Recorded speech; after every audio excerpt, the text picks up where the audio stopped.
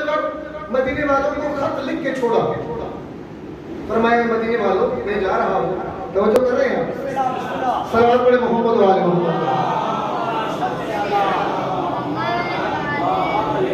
فرمایا مدینے والوں میں جا رہا ہوں، میں اس مدینے کو ترک کر رہا ہوں، میں اس مدینے کو الوداع کہہ رہا ہوں اور تمہیں بھی دعوت دیتا ہوں کہ میرے ساتھ آ جاؤ۔ غور کیجئے گا، فرمایا تمہیں بھی میں دعوت دیتا ہوں کہ میری راہی بنو، میری راہ میں چلو۔ فرمایا جو آئے گا میرے ساتھ شروع سے، فرمایا جو آئے گا وہ شہید ہو جائے گا۔ کلیئر کر کے بتا رہے ہیں، دھوکہ دے کے نہیں جا رہے۔ فرمایا جو آئے گا شہید ہو جائے گا، جو میری راہ کا راہی بنے گا اس کا مقدر شہادت ہے، اور جو نہیں آئے گا، میں فاطمہ الزہرا کا بیٹا اور علی بن ابی طالب کا لال تمہیں بتا رہا ہوں، جو آئے گا شہید، جو نہیں آئے گا قیامت تک کبھی عزت کا منہ نہیں دیکھے گا۔ جو آئے گا شہید اور جو نہیں آئے گا وہ قیامت تک عزت کا منہ نہیں دیکھے گا۔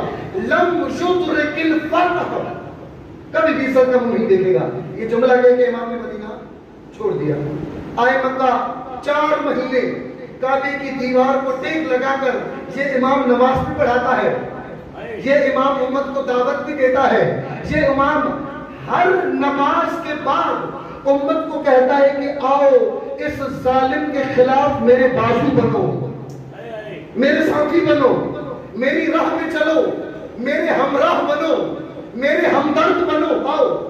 لیکن علماء نے لکھا، روایات نے بتایا، 4 مہینے کی تبلیغ کے بعد جب 9 ذی الحجہ کو نواسۂ رسول نے مدینہ چھوڑا، مکہ چھوڑا، 4 مہینے کی تبلیغ کے بعد جب مکہ چھوڑا، مکے سے صرف 2 لوگ امام کے ساتھ آئے۔ اٹھا کے تاریخ دیکھ لیں آپ، کتنے آئے؟ 2۔ 4 مہینے نواسۂ رسول کعبے کی دیوار کو ٹیک لگا کر امت کو بلاتا ہے، حاجیوں کو بلاتا ہے، نمازیوں کو بلاتا ہے، صدقہ دینے والوں کو بلاتا ہے، مناجات والوں کو بلاتا ہے، لیکن 4 مہینے کی تبلیغ، 4 مہینے امت کو بلاتا رہا، آئے کتنے؟ 2 لوگ۔ کتابیں آپ کے پاس میں جا کے تحقیق کریں آپ، ان میں سے بھی ایک مکہ کا تھا، ایک بصرہ کا تھا، حج کرنے آیا تھا، امام کا خطبہ بنا، سنا، احساس بنا، امام کے ساتھ نکل پڑا۔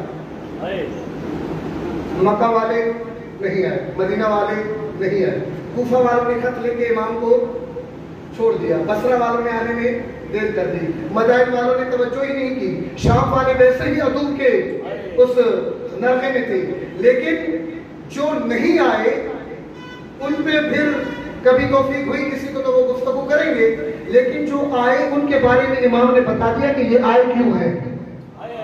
غور کیجئے گا، جو آئے ان کے بارے میں بجائے اس سے کہ ہم کوئی رائے دیں کہ کیوں آئے، کیسے آئے، کون سی چیز ان کو کربلا میں لے کر آئی، کیونکہ یہ بھی مسلمان ہی تھے، کلمہ پڑھنے والے تھے، زندگی اسی کوفہ و بصرہ و مدینہ و مکہ میں کر رہے تھے۔ جو آئے کیوں آئے، وجہ کیا بنی، کون سی چیز ان کو کربلا لے کر آئی؟ ورنہ جب امام کربلا گئے اس وقت تک 72 تو مسلمان نہیں تھے، سب مسلمان تھے، مدینہ مسلمانوں سے بھرا ہوا تھا، باقی جتنے بھی شہر اور ادوار تھے سب مسلمانوں کے تھے، لیکن 72 کربلا میں کیوں، باقی کیوں نہیں؟ یہ دونوں سوال ہیں اور بڑے اہم سوال ہیں کہ کربلا میں 72 کیوں اور باقی کیوں نہیں، یہ سوال ہے۔ لیکن امام نے فرمایا، جب امام مکے سے مدینے سے نکلنے لگے، امام کے بھائی محمد بن حنفیہ یہ امام کے پاس آئے اور آ کے کہا، مولا میں آپ کو مشورہ دیتا ہوں کہ آپ نہ جائیں آپ، اور اگر جاتے بھی ہیں تو کسی چھپے ہوئے راستے سے جائیں تاکہ یزید کی فوج آپ کے اوپر حملہ نہ کر سکے۔ سن رہے ہیں آپ مجھے؟ امام نے فرمایا، انی عازم علی الخروج الی المکہ، امام نے فرمایا میں عزم کر چکا ہوں، ارادہ کر چکا ہوں، میرا حوصلہ بن چکا ہے، میں نے اپنا ارادہ و عزم پختہ کر لیا ہے کہ میں مکہ کی طرف نکل رہا ہوں۔ پھر بھائی نے پوچھا، ساتھ کون ہے، کون ساتھ چلے گا آپ کے، آپ کا ہمراہ کون بنے گا؟ ہمدرد کون بنے گا؟ آپ کے ساتھ کون چلے گا؟ فرمایا وَمَعِيَ شِيعَتِي أَمْرُهُمْ أَمْرِي وَرَأْيُهُمْ رَأْيِي. میں فرمایا میرے بھائی میں جا رہا ہوں، میرے ساتھ فقط وہ آئے گا جو میری طرح سوچتا ہے. بہت بڑا جملہ ہے. یعنی جو میں سوچتا ہوں، جو میری رائے ہے، جو میرا نظریہ ہے، جو میری آئیڈیالوجی ہے، جو میرا تفکر ہے، جس میں وہ ہوگا وہ میرے ساتھ آئے گا. انی عازم علی الخروج الی المکہ ومعی شیعتی امرہم امری ورأیہم رأیی. فرمایا میرے بھائی کچھ آئیں گے آگے چلے جائیں گے، کچھ راہی بنیں گے پھر ساتھ میں چھوڑ کے چلے جائیں گے. آخر تک کون چلے گا؟ نیزوں تک، تلواروں تک، تیروں تک، بھوک تک، پیاس تک، مشکلات تک، گرمی تک، شدت تک، وہاں تک کون چلے گا؟ فرمایا وہ چلے گا جو میری طرح سوچتا ہے، جو میری طرح تفکر رکھتا ہے، جس کی سوچ میری طرح ہے، جو امامت کے مطابق سوچتا ہے، جس کی نظر امامت کے مطابق ہے، جس کا تفکر امامت کے مطابق ہے. اور تاریخ اٹھا کر دیکھ لے جو ساتھ تھے انہوں نے تب تک امام کا ساتھ نہیں چھوڑا جب تک ان کے وجود میں جان تھی. کیوں نہیں چھوڑا انہوں نے؟ کیا وجہ تھی؟ امام فرما رہے ہیں، فرمایا کہ میرے ساتھ جو ہے یہ کبھی بھی میرا ساتھ نہیں چھوڑیں گے، کیونکہ یہ وہی سوچتے ہیں جو حسین سوچتا ہے، یہ وہی چاہتے ہیں جو حسین چاہتا ہے، ان کا تفکر وہی ہے جو حسین ابن علی کا تفکر ہے. اور فرمایا اس راستے میں جس کو بھی بات سمجھ آ جائے گی وہ میرا راہی بن جائے گا، وہ میرا راہی بن جائے گا. ایسے ہی ہے. آپ تاریخ اٹھا کے دیکھیں، امام جب مدینے کوفے سے نکلے، علماء نے لکھا امام ایک راستے کی جگہ پہ رکے جہاں اکیلا خیمہ تھا، اکیلا خیمہ، ایک خیمہ لگا ہوا تھا. امام اپنی سواری سے اترے، سن رہے آپ مجھے؟ اپنی سواری سے اترے، سواری سے اتر کر اس خیمے کی طرف گئے. دیکھا ایک بوڑھی عورت ہے، غور کیجیے گا، ایک بوڑھی خاتون بیٹھی ہوئی ہے. امام نے اس بوڑھی خاتون کو سلام کیا، سلام کرنے کے بعد جواب دیا. امام نے فرمایا اس صحرا میں اکیلا خیمہ، نہ پانی، نہ کھانا، نہ کوئی ساتھ رہنے والا، اکیلا خیمہ. اس نے کہا جی نہیں، میں اکیلی نہیں ہوں، میرا ایک بیٹا ہے، وہ بھی بکریاں چرانے گیا ہے اپنی دلہن کے ساتھ، اور اس کی شادی کو 14 دن ہوئے ہیں. کتنے؟ 14 دن ہوئے. اپنی دلہن کے ساتھ بکریاں چرانے گئے اور میں بیٹھ کے اس کا انتظار کر رہی ہوں. اب حسین ابن علی کی کرامت دیکھیں آپ. امام نے فرمایا مشکل کشا کا بیٹا ہوں، اگر کوئی مشکل ہے تو بتا دو میں حل کر دوں گا. مشکل کشا کا بیٹا ہوں، اگر کوئی مشکل ہے تو بتا دو حل کر کے جاؤں گا. کہنے لگی نہیں اور تو کوئی مشکل نہیں ہے، پانی بڑی دور سے لانا پڑتا ہے، پانی بڑی دور سے. صحرائی لوگوں کے لیے پانی کسی بڑی نعمت سے کم نہیں ہے. امام نے فرمایا آؤ میرے ساتھ. روایات میں کہ یہ خاتون امام کے ساتھ باہر نکلی. امام نے باہر جا کر ایک پتھر کو اپنی عصا سے ہٹایا، پتھر کو عصا سے ہٹا کر ایک ٹھنڈا گوارا پانی کا چشمہ نکلا. غور کیجیے گا. امام نے فرمایا یہ لو پانی، خود بھی پیو، اپنے بچوں کو بھی پلاؤ. علی بن ابی طالب کے بیٹے امام حسین کی یہ کرامت اور یہ معجزہ دیکھ کر اس خاتون کو بڑا تعجب ہوا، لیکن تھی عیسائی. کیا تھی؟ عیسائی خاتون. جب اس نے یہ دیکھا عمل، شام کو جب اس کا بیٹا واپس آیا اور اس نے آ کر یہ منظر دیکھا تو اس نے اپنی امی سے کہا اماں پانی تو میں لاتا ہوں، یہ پانی کہاں سے آیا؟ کہنے لگی بیٹا میں جانتی نہیں کون تھا، لیکن چہرے سے کسی قوم کا امام لگتا تھا، لیکن چہرے سے کسی قوم کا امام لگتا تھا. اور وہ جب جہاں سے جانے لگا یہ کام کہہ کے، اس نے کہا کہ جب تمہارا بیٹا آئے تو اپنے بیٹے کو میرے پاس بھیجنا، میں نے تمہارے بیٹے سے کوئی بات کرنی ہے. توجہ کیجیے گا. علماء نے لکھا جب اس کا بیٹا واپس آیا اور اس نے آ کر خیمے میں پانی دیکھا تو اپنی ماں سے پہلا سوال یہ کیا کہ پانی کہاں سے آیا؟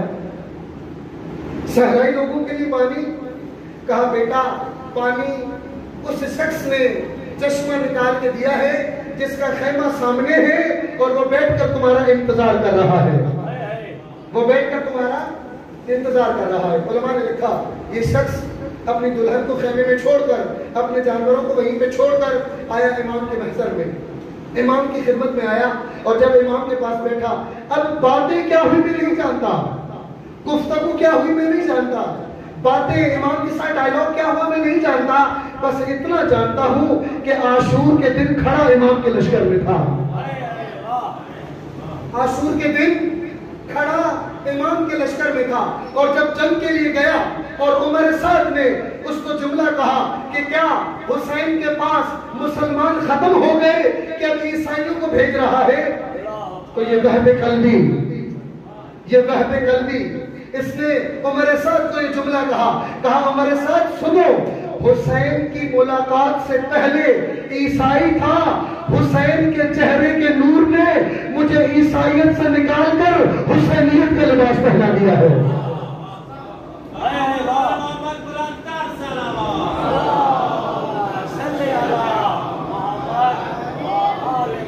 حسین ابن علی کی ایک ملاقات نے عیسائیت چھڑوا کر حسینیت کے مدار میں لا دیا۔ امام فرما رہے جس کو بھی بات سمجھ آئے گی، جس کا تفکر میرے تفکر کے مطابق ہوگا، وہ کہیں پر بھی ہو وہ میرے ساتھ آ جائے گا۔ امرہم امری ورائیہم رائی، جس کی نظر، جس کی سوچ، جس کا تفکر امام کے مطابق ہوگا وہ امام کے ساتھ ہوگا۔ صلوات پر محمد و آل محمد۔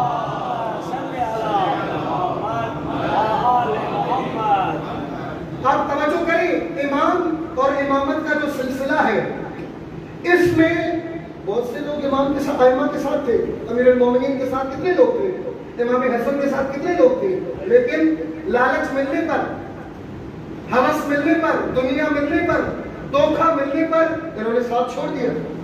آپ تاریخ اٹھا کے دیکھیں کتنے لوگ تھے جنہوں نے امیر المومنین کو دھوکوں کی وجہ سے چھوڑ دیا، پروپیگنڈا کی وجہ سے چھوڑ دیا، ساتھ نہ دیا امام کا۔ تاریخ اٹھا کے دیکھیں آپ کتنے لوگوں نے امام کا ساتھ چھوڑا فقط کچھ افواہوں اور کچھ باتوں کی وجہ سے امامت کا ساتھ چھوڑا۔ امام حسن کا دور دیکھیں آپ، امام حسن کے دور کے اندر ایک مثال سے پیش کر رہا ہوں آپ کی خدمت میں۔ امام حسن کے دور میں ایک شخصیت ہے جن کا نام ہے عبید اللہ ابن عباس۔ دو بڑی شخصیات گزری ہیں، ایک عبداللہ ابن عباس جو محدث بھی ہیں، مفسر بھی ہیں، قاری بھی ہیں، قاضی بھی رہے ہیں، چیف جسٹس رہے ہیں اسلام کے بعض ادوار کے اندر۔ ان کے ایک بھائی ہیں عبید اللہ ابن عباس۔ یہ عبید اللہ ابن عباس امام حسن کے ساتھ تھے، امام حسن کے ساتھیوں میں سے تھے، لیکن جب امام حسن نے امیر شام کے خلاف جنگ کا اعلان کیا اور کہا کہ میں جنگ، ادھوری جنگ جو میرے بابا نے چھوڑی تھی اب میں اس کو پورا کروں گا، علماء نے لکھا امام حسن نے 18,000 یا بعض روایات کے مطابق 22,000 کا اپنا لشکر دے کر اس کو پہلے بھیجا کہ آپ پہلے جا کر میدان میں پہنچے، پچھلا لشکر میں خود لے کر آؤں گا، پچھلا لشکر میں خود لے کر آؤں گا۔ علماء نے لکھا کہ اس امیر شام نے امام کے اس ساتھی کو لالچ دی، عراق کی حکومت، دمشق کی عورت اور عراق کی گورنری اور کچھ لاکھ درہم۔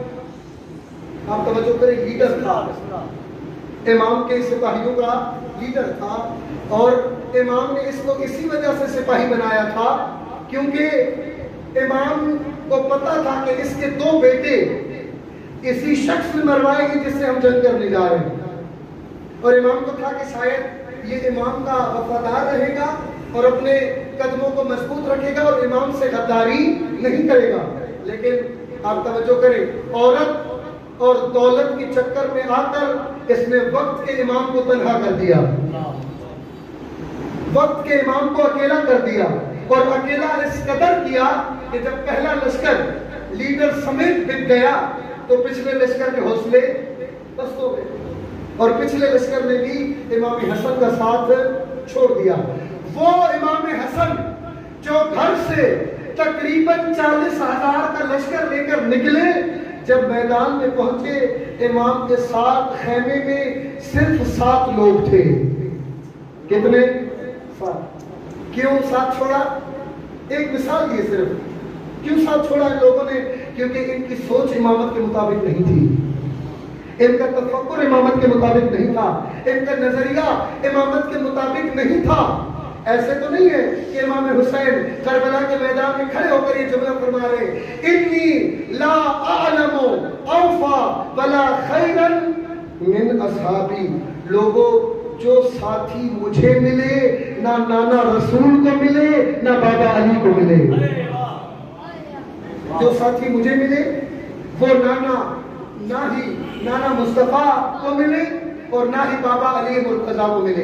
یہ جو ساتھ تھے انہوں نے آخر تک امامت کا ساتھ دیا اور امامت کے قدموں میں پڑے رہے. ایک بھی نقطہ ایسا نہیں آتا جہاں پر انہوں نے امامت کے ساتھیوں کو پلٹایا ہو.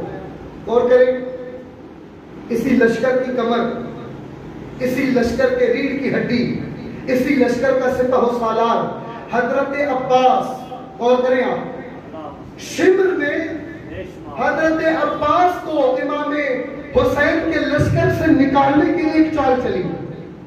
امام حسین کے لشکر کو توڑنے کے لیے ایک چال چلی. کیا کہا کہ عباس کو امان نامہ دو. امان نامہ، امان نامے کا مطلب یہ ہوتا ہے کہ جب جو 2 گروہ آپس میں لڑ رہے ہوں تو ایک گروہ سامنے والے گروہ سے کہتا ہے کہ بھائی آپ کا فلاں بندہ اگر آپ کو چھوڑ کر یہاں آ جائے گا ہمارے پاس تو اس کی جان بھی محفوظ ہے، اس کا مال بھی محفوظ ہے، اس کی عزت بھی محفوظ ہے، بس آپ کو چھوڑ کے یہاں آ جائے. شمر نے حضرت عباس کو امام حسین کا لشکر چھوڑنے کے لیے جو لالچ دی وہ امان نامے کی تھی. کیا؟ امان نامے کی لالچ. عاشور کے دن صبح کے وقت علماء نے لکھا شمر اس امام کے لشکر کے سامنے آ کر حضرت عباس کو صدائیں دینے لگا اور حضرت عباس نے صدائیں سن کے انسنی کر دی. سن کے انسنی کر دی. حضرت امام حسین نے کہا عباس آپ جائیں دیکھیں کہتا کیا ہے. حضرت عباس نے کہا مولا میں اس کے منہ ہی نہیں لگنا چاہتا، میں اس کے منہ ہی نہیں لگنا چاہتا. امام نے کہا نہ جائیں آپ دیکھیں کیا کہتا ہے. غور کیجئے گا، حضرت عباس گئے شمر سے جب سامنا ہوا تو شمر نے کہا عباس علیہ السلام آپ امام کو چھوڑے یہاں آئے، جان بھی محفوظ، مال بھی محفوظ، بچے بھی محفوظ، گھر بھی محفوظ، بس آپ اس کو چھوڑ کے یہاں آ جائیں. امام نے کہا، حضرت نے کہا لعن اللہ علیک وعلی امانک. اے شمر میں اس امان نامے پر بھی لعنت بھیجتا ہوں اور جو لکھوا کے لے آیا ہے اس پر بھی لعنت بھیجتا ہوں. جس نے لکھ کر بھیجا اس پر بھی لعنت، جو لے آیا اس پر بھی لعنت. ایک کہا علن الامان وللرسول لا امان لہ، علن الامان ولحرم الرسول لا امان لہ. فرمایا بے شرم سنو، یہ کون سی امان ہے کہ مجھے امان دے رہے ہو اور رسول کی بیٹیوں کے لیے کوئی امان نہیں ہے. مجھے امان دے رہے ہو اور رسول کے بیٹوں کے لیے کوئی امان نہیں ہے. فرمایا میں تم پر بھی لعنت بھیجتا ہوں اور تمہارے اس امان نامے پر بھی لعنت بھیجتا ہوں. کیوں؟ حضرت عباس میں اتنی شدت کیوں ہے؟ حضرت عباس اتنا شدید کیوں ہے؟ حضرت عباس دشمن کے مقابلے میں اتنا اشدہ کیوں ہے؟ کیونکہ سوچتا وہی ہے جو حسین سوچتے ہیں، فکر وہی ہے، راہ وہی ہے، تفکر وہی ہے، آئیڈیالوجی وہی ہے جو امام حسین کا تفکر ہے. اور جو ساتھ تھے ان کا بھی وہی تفکر تھا. جو امام سوچتے ہیں وہی سوچنا ہے، جو امام چاہتے ہیں وہی چاہنا ہے، جو امام کی نگاہوں میں ہے وہی ہماری نگاہوں میں. یہ جو آئے کسی قسم کی لالچ ان کے وجود میں نہیں تھی، کسی قسم کی لالچ. جو آئے مدینے سے لے کر کربلا تک ذرہ برابر کوئی بھی لالچ لے کر نہیں آئے. حتیٰ انسان بالآخر کیا چاہتا ہے؟ جنت. ایسا ہی ہے، بول نہیں رہے آپ. جنت آخری کامیابی کہہ لیں آپ یا آخری ہدف کہہ لیں، وہ کیا ہوتا ہے؟ جنت. دنیا تو ادھر ہی رہ جانی ہے. آپ توجہ کریں، اصل عاشور امام حسین نے سب کو بلایا، سب کو بلا کر کہا اے میرے ساتھیوں، اے میرے جانساروں، اے میرا نام لینے والوں، اے میرے مکتب کے شیعوں، فرمایا میں تمہیں اجازت دیتا ہوں سب اٹھ کے چلے جاؤ. سب اٹھ کے چلے جاؤ. میری طرف سے سب کو اجازت ہے، میری طرف سے سب کو الاؤ ہے، اٹھ کے چلے جاؤ. پھر دیکھا کہ نہیں اٹھ رہے، جو جہاں ہے وہیں بیٹھا ہے. پھر امام نے اپنا اعجاز امامت کا ہاتھ اٹھایا، ہر شہید کو اپنا اپنا مقام دکھایا جنت میں. ہر شہید کو فرمایا قریب یہ آپ کا مقام ہے، دیکھ لو. زہیر یہ آپ کا مقام ہے. مسلم ابن اوسجہ یہ آپ کا مقام ہے. سعید یہ آپ کا مقام ہے. نبیل یہ آپ کا مقام ہے. سب کو اپنا اپنا مقام دکھایا، جنت دکھائی. فرمایا مقام یہ ہے ضامن میں ہوں. مقام یہ ہے ضامن میں ہوں. اٹھو چلے جاؤ، سب چلے جاؤ. پھر دیکھا کہ شاید چراغ جل رہا ہے، اس کی روشنی میں شرما رہے ہیں. چراغ بھی بجھا دیا، چراغ بھی بجھا دیا. چراغ بجھا کے کہا اب اٹھ کے چلے جاؤ. لیکن جب چراغ دوبارہ چلا تو سب نے اپنی اپنی تلواریں باہر نکال لی. سب نے اپنی اپنی تلواریں باہر نکال لی. باہر نکال کر کیا کہا مولا آپ یہ تو کہہ رہے ہیں کہ ہم اٹھ کے چلے جائیں، اب یہ بھی بتا دیں آپ کے بغیر زندگی کا کریں گے کیا؟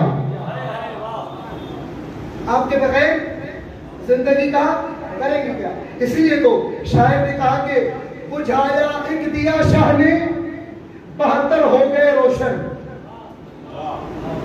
بجھایا ایک دیا شاہ نے 72 ہو گئے روشن. اندھیرا خود پریشان ہے، بجھا کیا تھا جلا کر. زہیر اٹھے، اٹھ کے کہا مولا اگر زہیر کو 1000 مرتبہ زندگی ملے، پھر 1000 مرتبہ شہادت ملے، پھر شہید کر کے زہیر کے ٹکڑے ٹکڑے کیے جائیں، پھر ان ٹکڑوں کو جلایا جائے، پھر ان کی راکھ بنائی جائے، پھر اس راکھ کو ہوا میں اڑا دیا جائے، مولا اگر 1000 مرتبہ یہ کام کیا جائے، 1000 مرتبہ زہیر کو زندگی ملے، پھر شہید ہوگی، تو مولا اگر پھر بھی زندگی ملی قدم حسین کے ہوں گے، گردن زہیر کی ہوگی. قدم حسین کے ہوں گے، گردن زہیر کی ہوگی. کون ہے یہ لوگ؟ کون ہے امام کے ساتھ؟ کن لوگوں نے آ کر کربلا کے میدان میں اوج وفا کر دیا؟ اوج وفا. امام فرما رہے، خود بتا رہے امام فرما رہے یہ وہ ہے امرہم امری و رائیہم رائی. یہ وہی سوچتے ہیں جو امام سوچتا ہے، یہ وہی چاہتے ہیں جو امام چاہتا ہے. ان کا ذہن، ان کا تفکر، ان کا نظریہ، ان کا سب کچھ وہی ہے جو امام کا ہے. جی ہاں، یہ امام کے چاہنے والے ہیں، لیکن فقط امام کو نہیں مانتے، امام کی بھی مانتے ہیں. فقط امام کو نہیں مانتے بلکہ امام کی بھی مانتے ہیں. کتنا عجیب وفا کا منظر ہے کہ کٹ کے گر کے اپنا تمام تر وجود دے کر جب گرتے ہیں اور حسین ابن علی جا کر اٹھا کر زانوں پہ رکھتے ہیں، آنکھوں سے خون صاف کرتے ہیں اور پھر پوچھتے ہیں یہی شہید، یہی جو موت کو آنکھوں کے سامنے دیکھ رہا ہے، یہ آنکھیں کھول کے کہتا ہے مولا وفیت عہدی، مولا میں نے اپنا کام پورا کیا، مولا میں نے اپنی ذمہ داری پوری کی، مولا میں نے اپنا نظریہ پورا کیا، عہد پورا کیا. اور کریں سب کچھ لٹا کر، سب کچھ دے کر، سب کچھ نشاور کر کے پھر بھی کہتے ہیں مولا میں نے اپنا کام کیا. ہو اب جو کربلا میں آئے انہوں نے کربلا میں اپنا ہدف اور مقصد پورا کیا. انہوں نے اوج شہادت، اوج کا مقام حاصل کیا. اتنا بڑا مقام حاصل کیا کہ آج تک ہم زیارتوں پہ پڑھتے ہیں یا لیتنی کنت معکم فَأَفُوزُ فَوْزًا عَظِيمًا، اے کاش ہم بھی آپ کے ساتھ ہوتے، اے کاش ہم بھی اس میدان میں ہوتے، اے کاش ہم بھی اس راہ میں ہوتے۔ میں آپ سے پوچھتا ہوں، کربلا کا ذکر کرنے والوں، کربلا کے مصائب پہ رونے والوں، کربلا کے امام پر گریہ کرنے والوں، آپ کیا سمجھتے ہیں امامت کا میدان ختم ہو گیا؟ راہ ختم ہو گئی؟ کربلا ختم ہو گئی؟ نہ، سب کچھ موجود ہے۔ کل یوم عاشوراء وکل ارض کربلا، آج بھی کربلا ہے، آج بھی آپ کا امام ہے، آج بھی آپ کا امام آپ کی راہ دیکھ رہا ہے، آج بھی میرا امام میری طرف نگاہیں کیے ہوئے ہے۔ بتائیں آپ، ہماری سوچ کتنی امام سے ملتی ہے؟ ہمارا نظریہ کتنا امام سے ملتا ہے؟ ہمارا ذہن کتنا امام سے ملتا ہے؟ ہم کتنی اپنے امام کے قریب ہیں؟ ہماری کوشش کتنی اپنے امام کے لیے؟ ہماری کوشش و محنت کہاں امام کے لیے کی ہے؟ کچھ کردار، گھر، شخصیت، کاروبار کچھ کیا ہے؟ کہیں نظر آتا ہے کچھ امام کے لیے؟ وہ امام آج بھی آپ کے انتظار میں، میرے انتظار میں کیا ہے کچھ؟ اگر کیا ہے تو ٹھیک، اگر نہیں کیا تو کربلا کا پہلا درس یہ ہے، کربلا کا پہلا قدم یہ ہے، سوچو وہی، کرو وہی جو امام چاہتے ہیں۔ عزیز میں اکثر یہ جملہ کہتا ہوں، جو کربلا میں نہیں آئے ان کے پاس پھر بھی موقع تھا۔ امام سجاد کے پاس آتے، امام کے قدموں میں آتے، امام کے قدموں میں آ کر کہتے مولا کربلا نہیں گئے لیکن توبہ کرتے، آپ کے قدموں میں آئے ہیں، ہمیں قبول کر لیں۔ جو امام سید الساجدین کے پاس نہیں آئے ان کے پاس بھی موقع تھا، وہ آتے امام باقر کے پاس، قدموں میں پڑ جاتے، مولا غلطی ہو گئی، پچھلے امام کا ساتھ نہیں دیا، آپ کے پاس آئے۔ جن لوگوں نے جن اماموں کو چھوڑا ان کے پاس پھر بھی موقع تھا، ہمارے پاس صرف ایک موقع ہے، غور کیجیے گا، ہمارے پاس صرف ایک موقع ہے، ایک امام بچا ہے، وہ ہماری راہ دیکھ رہا ہے۔ غور کیجیے گا ان جملوں پر، ایک امام ہماری راہ، ہمارا ہدف، ہماری سوچ، ہمارا تفکر سب کچھ دیکھ رہا ہے۔ اب آپ بتائیں، ایک وہ تھے کربلا والے جن کے بارے میں امام کہہ رہے تھے کہ یہ وہی سوچتے ہیں جو میں سوچتا ہوں، اور ایک ہمارا امام ہے جو غیبت میں بیٹھ کے کہہ رہا ہے اے کاش یہ وہی سوچے جو میں چاہتا ہوں، اے کاش یہ وہی سوچے جو میں چاہتا ہوں، جو میری راہ ہے، جو میرا ہدف ہے۔ کیا ہے کچھ تو ٹھیک، اگر نہیں کیا تو پھر ایک موقع بچا ہے۔ کیا آپ میں سے ہے کوئی جو اٹھ کے یہ دعویٰ کرے کہ اگر امام مہدی کا ساتھ نہ دیا تو پھر بھی کوئی راہ ہے؟ ہے کوئی جو اٹھ کے دعویٰ کرے کہ جی اگر ٹھیک ہے امام کا اگر ساتھ نہ دیا، امام کی اس راہ میں اگر نام نہ لکھوایا تو پھر بھی کوئی راستہ ہے، پھر بھی کوئی ایک جگہ ہے جہاں شارٹ کٹ طریقے سے نکل سکتے ہیں؟ ہے تو پھر ایک ہی راہ ہے، ایک ہی راہ، ایک ہی امام، ایک ہی ہدف۔ تو پھر اگر اس امام کے لیے کہیں کوئی کام کیا ہے تو ٹھیک، اگر نہیں کیا تو پاؤں سنبھال لو، اگر نہیں کیا تو تیاری کر لو، اگر نہیں کیا تو اپنے آپ کو آمادہ کر لو۔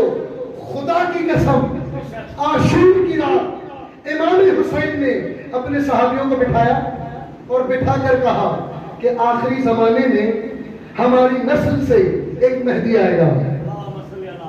اور کیجئے گا، آخری زمانے میں ہماری نسل سے ایک مہدی آئے گا۔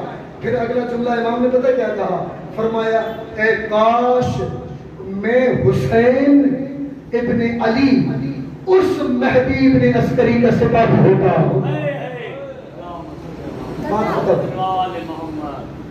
امام کہہ رہے ہیں، امام حسین، اے کاش میں امام حسین اس امام مہدی کا سپاہی ہوتا۔ عاشور کی رات تھی، سپاہیوں نے کہا مولا اس کا مطلب ہم سے یہ موقع نکل گیا۔ اور کریا مولا ہم تو کل شہید ہو جائیں گے، ہم تو اس زمانے میں نہیں ہوں گے، ہم تو وہ زمانہ نہیں دیکھیں گے، مولا پھر اس کا مطلب یہ موقع ہم سے نکل گیا۔ امام نے فرمایا نہ، خدا کی قسم، جو بھی اس امام کی محبت کو دل میں لے کر امام کے لیے تیاری کرے گا اور امام کے ظہور سے پہلے اس دنیا سے چلا جائے گا، تو جب امام ظہور کریں گے تو امام قبر سے اٹھا کے ان کو اپنے لشکر میں شامل کریں گے۔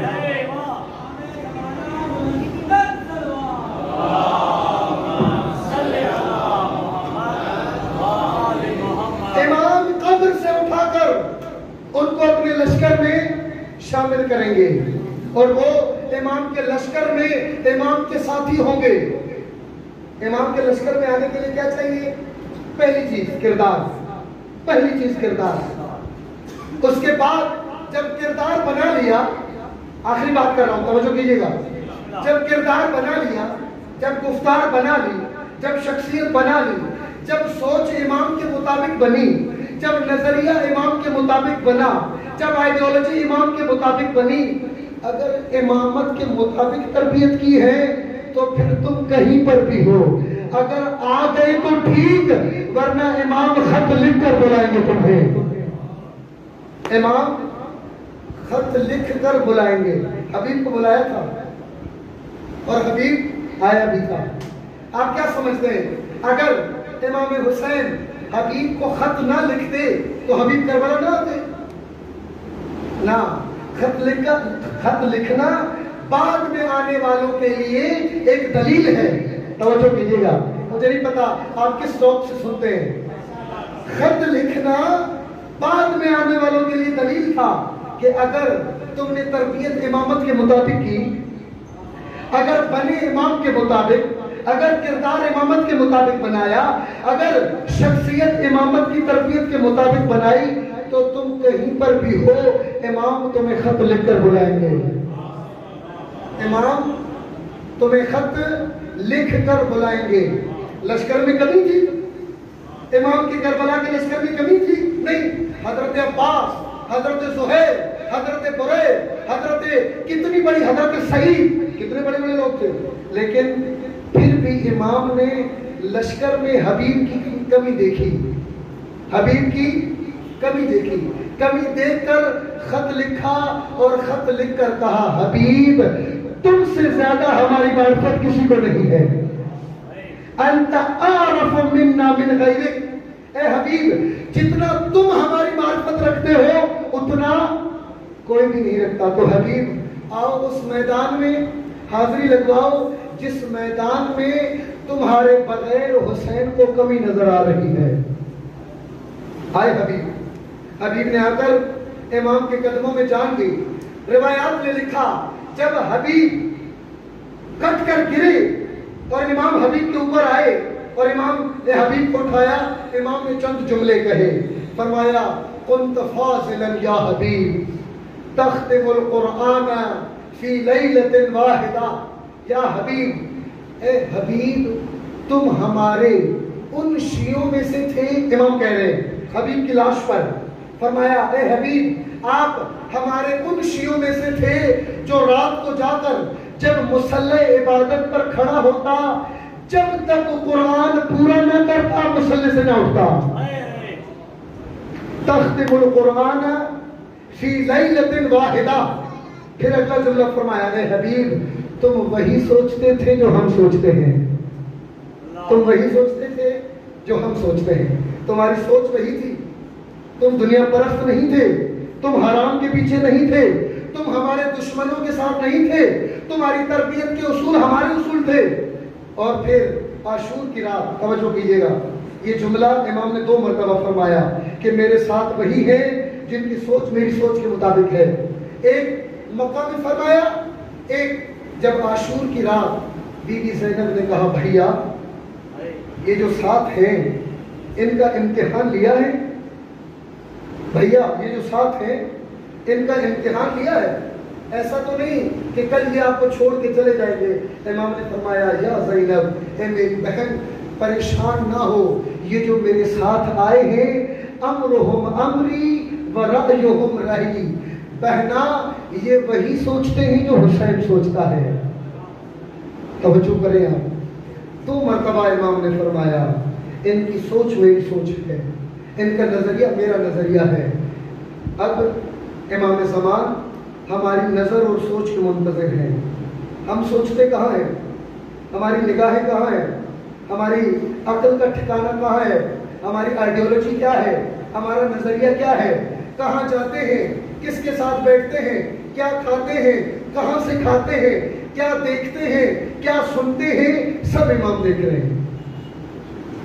اور ساتھ کون آئے گا؟ وہ جب کعبے سے صدا بلند ہوگی، جب وہ امام آ کر امت میں قیام کریں گے، ساتھ کون آئے گا؟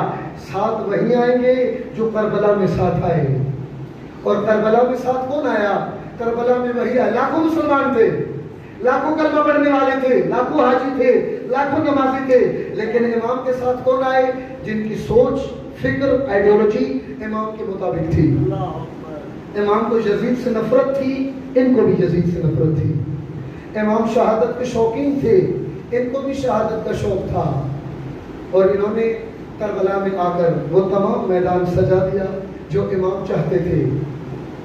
عاشور گزر گئی. آپ نے عاشور میں گریہ وزاری بھی کر لیا. سارا دن دوڑے آپ، سارا دن ماتم کیا، سارا دن گریہ کیا، سارا دن ماتم و نوحے میں مشغول رہے. شام ہوئی ہوگی، آپ گھروں کو پلٹے ہوں گے. اللہ نے آپ کو بھی بیٹیاں دی ہوں گی. بیٹیاں دروازوں پہ کھڑی ہوں گی کہ ہمارے بابا آج سارا دن ماتم میں مصروف تھے. جن کی چھوٹی چھوٹی بیٹیاں ہوں گی، انہوں نے دروازے پہ کھڑے ہوتے ہی اپنے بابا کو گلے لے لیا ہوگا اور پوچھا ہوگا، بابا آج سارا دن آپ کہاں تھے؟ تو آپ نے بتایا ہوگا، بیٹی ہم اس غریب کے ذکر میں تھے جس غریب کی بیٹی کو کوئی دلاسا دینے والا نہیں تھا. بیٹی ہم اس امام کے مصائب و گریہ میں تھے جس امام کو دلاسا دینے والا کوئی نہیں تھا. ہاں عزیزارو، میں چند جملے مصائب کے، آپ نے سنے ہوں گے مصائب، آپ نے گریہ بھی کیا ہوگا. میں چند جملے مصائب کے اس بی بی کے پڑھوں گا کہ جس بی بی کے بابا پہ جب ضرب چلی نا، تو جب دلاسے کے لیے اٹھی تو کسی نے دلاسا نہیں دیا بلکہ تماچے مارے. کوئی دلاسا دینے والا نہیں تھا.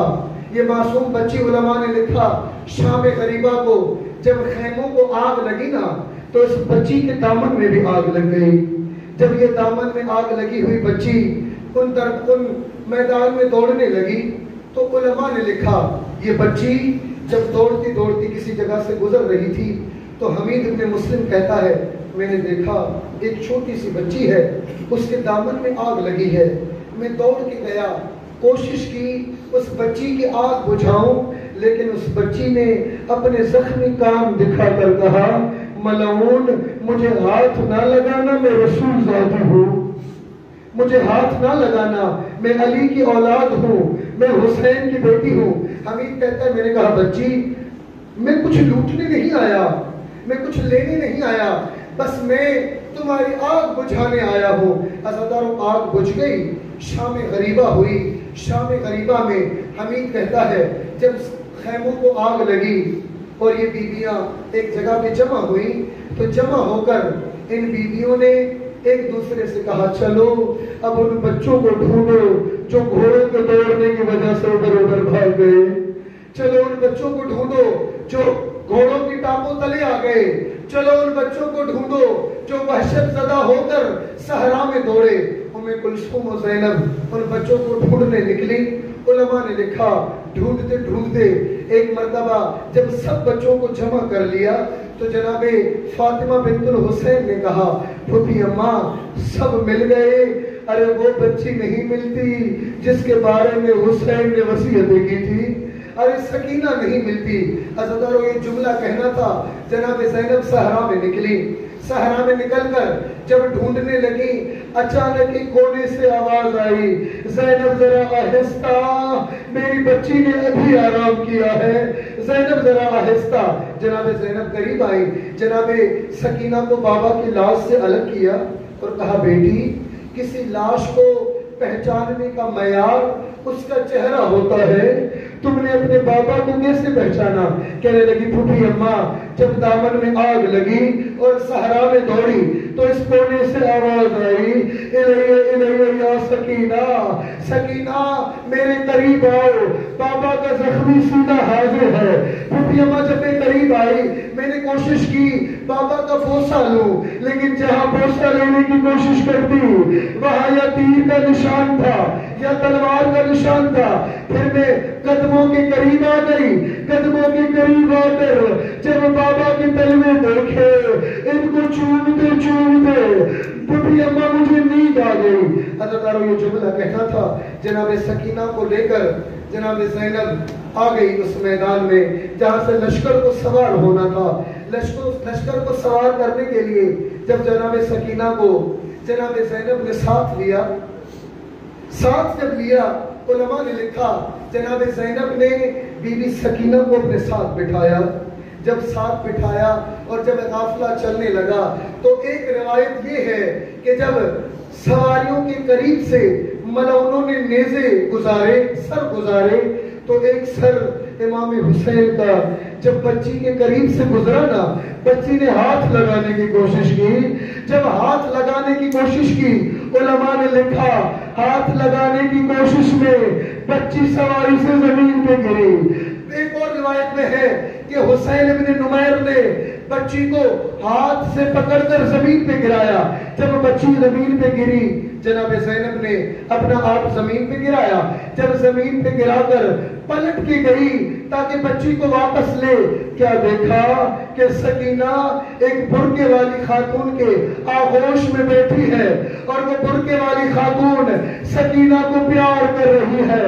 جب پیار کرتے دیکھا تو جناب زینب نے ایک جملہ کہا اے خاتون اپنا نام بتاؤ، میں روز محشر اماں زہرا سے تمہاری شفاعت کرواؤں گی۔ جب یہ جملہ کہنا تھا جناب زہرا نے اپنے چہرے سے نقاب ہٹایا اور کہا زینب پہچان، اماں زہرا تیرے ساتھ ہے، اماں زہرا قدم قدم پہ تیرے ساتھ ہے۔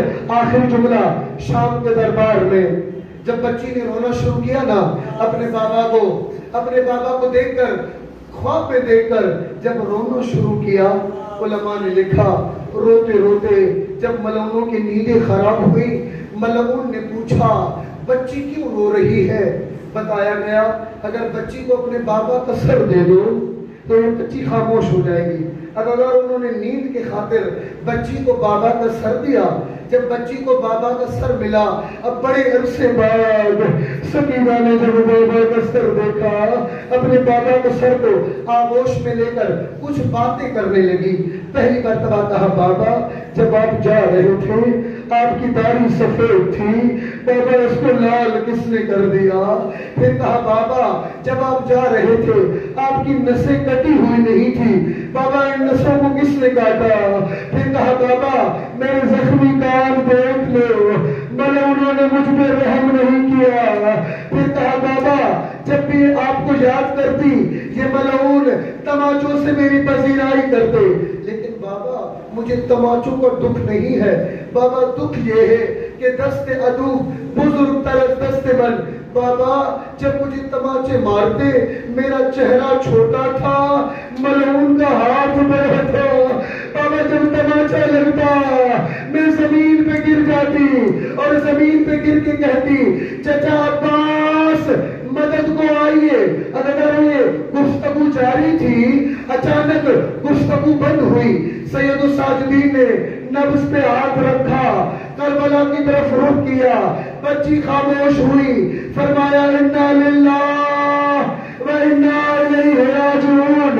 زینب نے کربلا کی طرف رخ کر کے کہا بھیا باقی امانتیں محفوظ ہیں، ارے یتیم امانت شام کے اندھیرے میں الا لعنت اللہ علی القوم الظالمین سیعلم الذین ظلموا ای منقلب ینقلبون۔ خدایا ہماری قلیل سی عبادت بارگاہ میں قبول فرما۔